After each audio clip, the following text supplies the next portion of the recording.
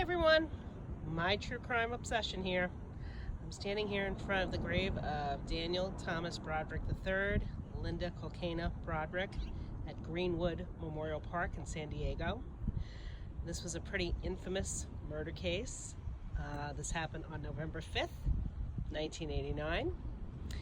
Daniel Broderick was married to Betty Ann Broderick for about 15 years. And Daniel Broderick was a lawyer. He and Betty Ann had 4 children together. He was in medical school when he met Betty Ann Broderick at the University of Notre Dame. They were there for a football weekend. Daniel Broderick went to the University of Notre Dame, and Betty Ann Broderick was there for attending a game with friends. And she was in a bar. She met Daniel Broderick. He started talking to her, and she knew after that night that he was going to be the man that she married. First part of their marriage was good. Like I said, they had 4 kids, and for the most part they were happy. Daniel Broderick decided to turn his back on going into a career in medicine, and instead decided to become a lawyer, because as he was studying to become a doctor, he saw all the malpractice suits that were going on and thought, I could make more money being a lawyer and working in malpractice. And that's exactly what he did, and he made lots and lots of money and became very successful, while Betty Ann stayed home and was a mother and loving wife. They made it big. They moved to La Jolla on the outskirts of San Diego, a very affluent suburb of San Diego. And after some point in time, the marriage dissolved. Dan Broderick started to have an affair with Linda Kolkena. She was his personal secretary, and worked in his law office, so as a law clerk. And unfortunately, Betty Ann caught wind of this, and Dan Broderick lied to her for a number of years about his not having an affair, and it finally all came out. And it was one of the most high-profile divorces in San Diego County back in the 80s. Betty Ann tried to get alimony, crazy amount of alimony, and I think she wanted to be paid something like $50,000 a month in alimony, so she could continue living in the manner that she was accustomed to. There were 2 TV movies made about the case, and Meredith Baxter Birney starred as Betty Broderick, and Stephen Collins, who's famous in his own right for for nefarious behavior, starred as Daniel Broderick, pardon me. And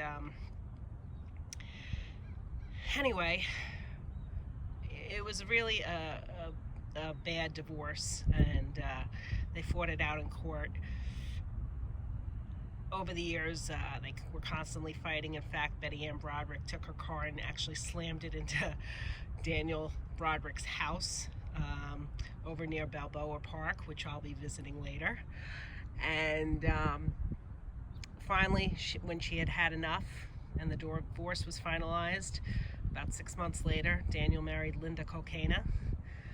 They married in April 1989, and a little bit after that, about 6 months later, on November 5th, 1989, Betty Ann had finally had enough. She stole a key to Dan's house from her daughter Lee, and she entered through the back door. She went up the stairs. She shot Dan Broderick 4 times. He was not dead. He went to get off the bed and try to reach for the phone, and she basically pulled the phone cord out of the wall. I believe she shot Linda Kolkena twice. It was a few hours after that she finally went to the police and confessed on the urging of her children and her friends, and she's now in jail. I believe that there were 2 trials. In the first trial, it was a hung jury, and then in the second trial she was convicted, and she's currently serving a life sentence. She comes up for parole every now and then, But this case is just so tragic because of the 4 kids and what they went through. It was just absolutely awful. And of her 4 kids, 3 of them wish to continue seeing their mother stay in jail. Lee has a little more, has a bond with her mother and feels for her mother and has pleaded that she get out on parole, but there's no chance of her ever getting out on parole.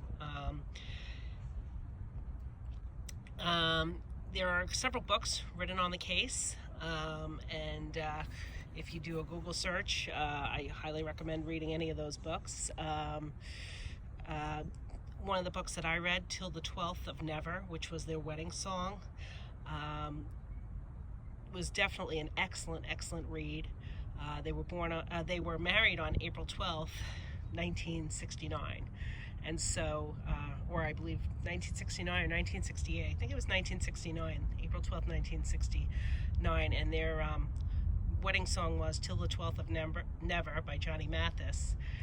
And so, the book of the same name, To the 12th of Never, covers this case in great depth, and it was a great read, and but all around just an absolutely tragic case. It's hard because there are 2 people involved, and Daniel Broderick and Betty Broderick, and both. Daniel Broderick wasn't exactly the most loving guy. He put Betty Ann Broderick through hell. Does that mean she had the right to kill him? Absolutely not. But you could see how he drove her to kill. And if you read the book, it goes into great detail as to what a horrible guy he really was to her and to the kids. They used the kids as pawns all throughout the marriage, and especially throughout the divorce. And my heart goes out to his family and to his kids, because they were really the ones that suffered. So, it's another edition of My True Crime Obsession, and I will be posting more videos, particularly on this murder case. I'll be going to different sites, both here in San Diego and while I make my way up to La Jolla later on today. So take care, everyone. Enjoy your day, and I'll check back soon.